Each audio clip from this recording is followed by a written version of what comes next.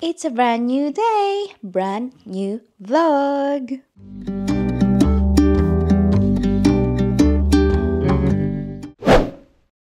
So, ayan mga kamisis, kamusta tayong lahat?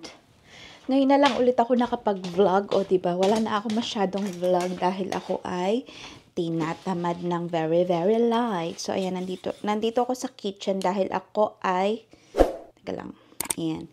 Ako ay nagsaing at ako ay naglaba.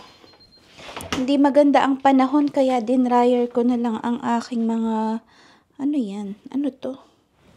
Dinryer ko na lang ang aking mga, ang labahin ko. Usually ako ay, ano bang tawag doon? So ayan, usually ako ay sasampay sa labas. Ngayon, hindi masyadong maganda ang panahon, kaya tayo ay nag-dryer na lang. And then, ako ay kakain na dahil ako ay nagugutom na. Ang lamig ng panahon, mga kamisis. Nitong parang isang linggo nang nag-uulan, hindi maganda ang panahon. Aaraw ng siguro mga ilang minuto, tapos uulan na naman. Tapos, yun nga, makulimlim ang panahon. Parang isang linggo na yata siyang ganyan, mga kamisis. Kaya, tinatamad din akong lumabas. Day off ko kahapon. So, ang ginawa ko lang is, ako ay naglaba. Ito na yung last batch ng labahan ko. And hindi ko pa siya natitiklop. Pinagsama-sama ko lang siya sa isang lagayan. And later is magtitiklop at mag-aano tayo. Mamamalansya. Kasi ako kailangan kong plantsahin ang aking mga uniform. So, ayan. Iinit ko lang ang aking pagkain. Niluto ko to kahapon. Ito ay pangat. Pangalawa, hindi pala pangatlo.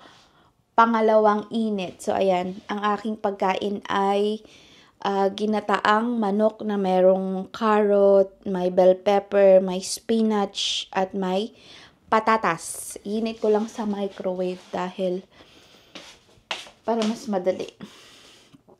So, ayan. Dyan muna kayo. Ay, hinugasan ko pala ang plato nitong microwave kasi nilinis ko din to kanina. Ilang ang ginawa ko, linis ng bahay. Wala na masyadong kalat for today's video. Nagkape lang kasi ako, tapos ito yung kinain ko. All butter pain oats raisin. Ayan, ganyan. Akala ko may cinnamon siya, wala pala. So, ayan tayo. And then, kuha lang ako ng sausawan. Meron akong patis na sausawan. So, ayan, ganito yung gamit kong patis. Kalasa naman siya ng patis sa Pinas. Ayan, ganyan. Sarap. Sarap. Mura lang to sa Morrison. Kaya sa Morrison ako bumibili. Mas mura siya kaysa sa Asian store. Pag binili mo to sa Asian store is parang almost nasa 3 pound yata o almost 3 pound. Pero pag binili mo siya sa Morrison is parang nasa kulang 2 pounds yata. Kaya sa Morrison ako bumibili. So, ayan. Nagluto na rin ako ng rice. So, ayan. For the init lang tayo, mga kamisis. Malamig ang panahon. Pero hindi na namin sinindihan yung yung heating kasi nga, hindi naman jacket na lang tayo. Hindi naman siya ganun kalamig.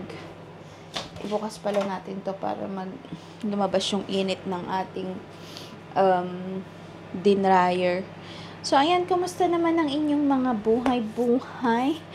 Tagal ako hindi nakapag-daily vlog, diba, mga kamisis? Dahil ang daming nangyari. Nagkasakit ako and then na-busy sa work.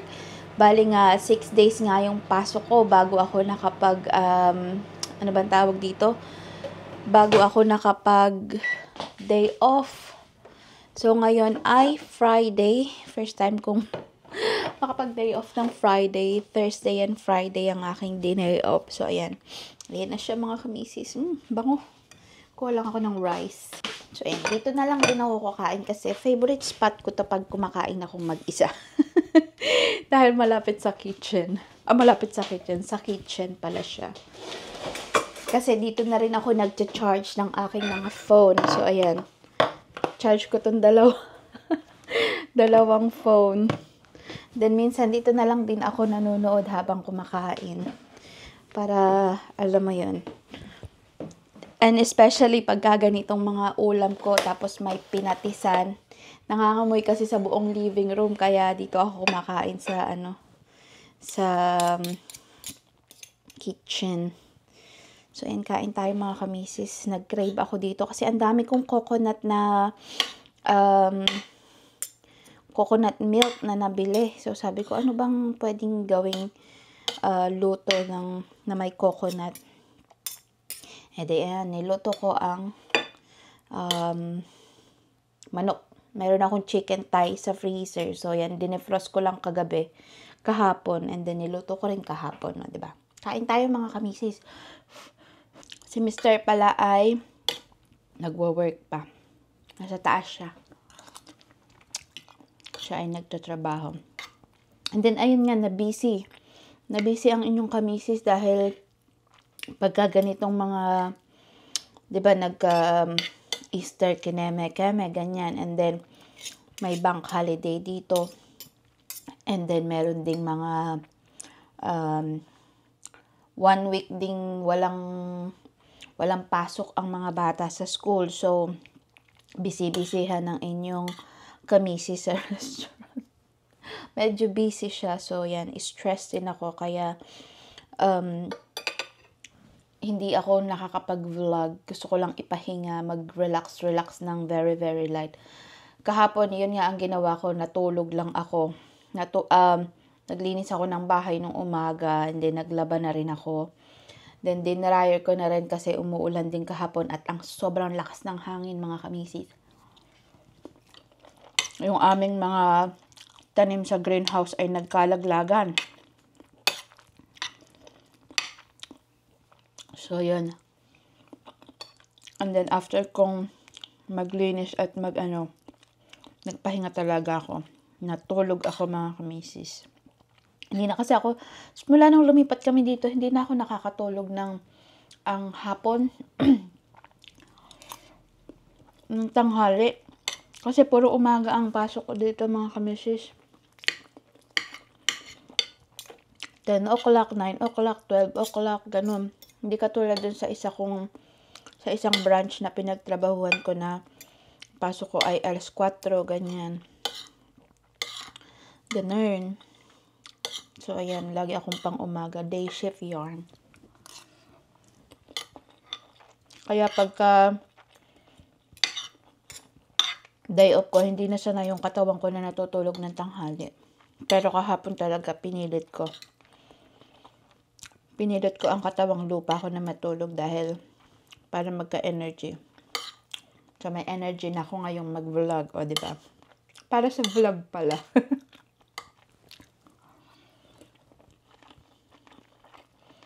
Ayan, ubusin ko muna itong mga kamisis at samahan nyo ulit ako. Babalik ako later. Okay?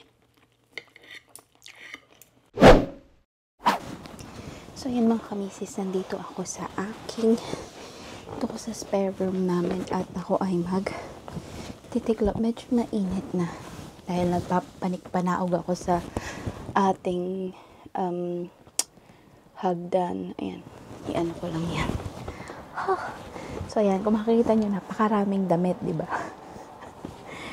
So, ayan, dito ko tinatambak ang aking mga tiklupin, kaya ganito karami ang damit dito, mga kamisis. So, ayan, tiklupin ko lang ito. Pupunta sana ako sa town ngayon, pero not sure pa ako kasi nga, yun, may tiklupin ako. Or, pwede ko naman itong ihinto kasi 12 pa naman ang pasok ko bukas. So, pwede akong tiklop ay pa bukas. Tiklopin ko lang ngayon and then i-separate ko yung mga pwede kong yung mga pang plantsahin. And then yung mga hindi plantsahin ay itatabi ko na. Diba? Ito, planchahin to. So, ayan. Then, may mga nabili akong pang-exercise kasi pinaplano ko na mag-gym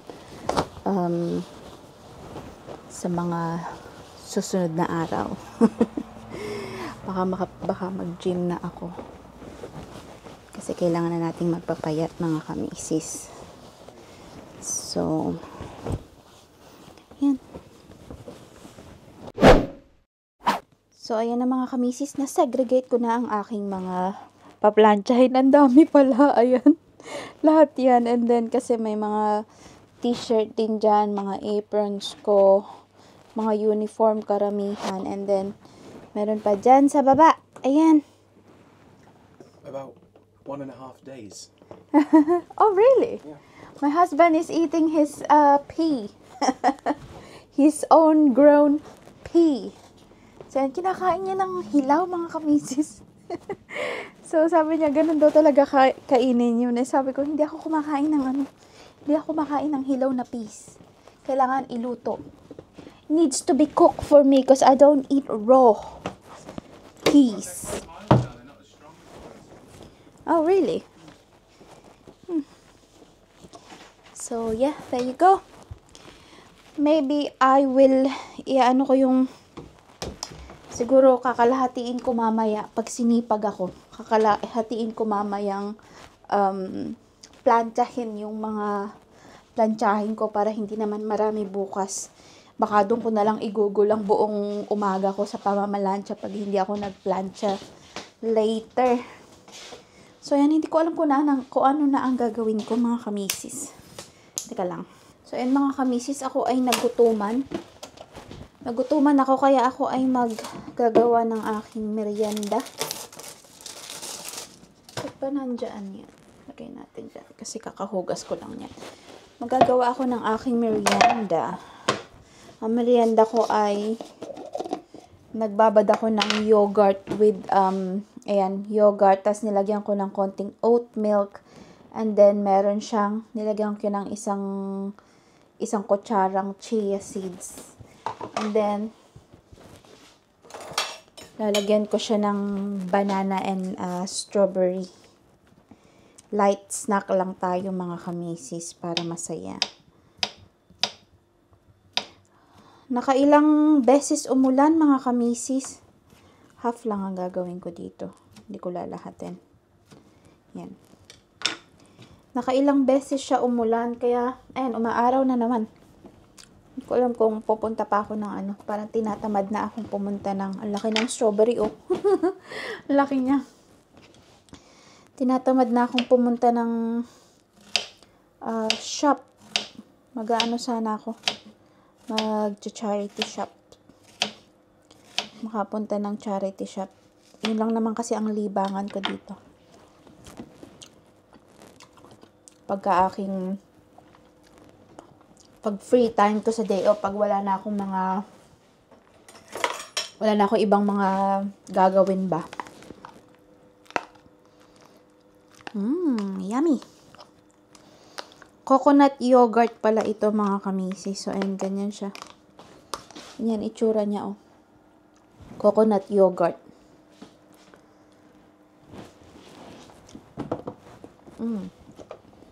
Yummy. May binili pala si Mr. na pecan nuts. Lagyan ko siya para may konting crunch. Ay, tanga ka. May konting crunch sa ating snack. Sarap din itong pecan. May pecan kami sa trabaho. Kasi nalalagay ito. Meron kaming pecan pie before na recipe sa sa work. And then pagka nagluluto ako, kinakain ko yung pecan doon. Yan. Sarap niya. So, ayan. Tara sa living room. Ako?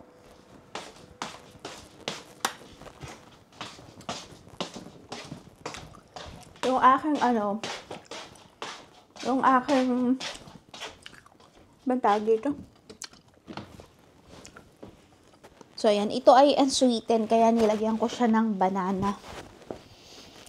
And then, kakain tayo while nag-iisip kung ano ba ang gagawin for the rest of the day. So, yeah. Siguro mag-edit ako ng vlog.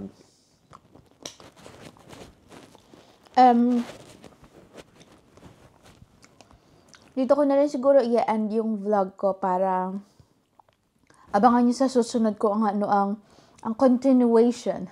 Kung natuloy ba akong mag-charity shop o tinamad ang inyong kamisis. So, yeah.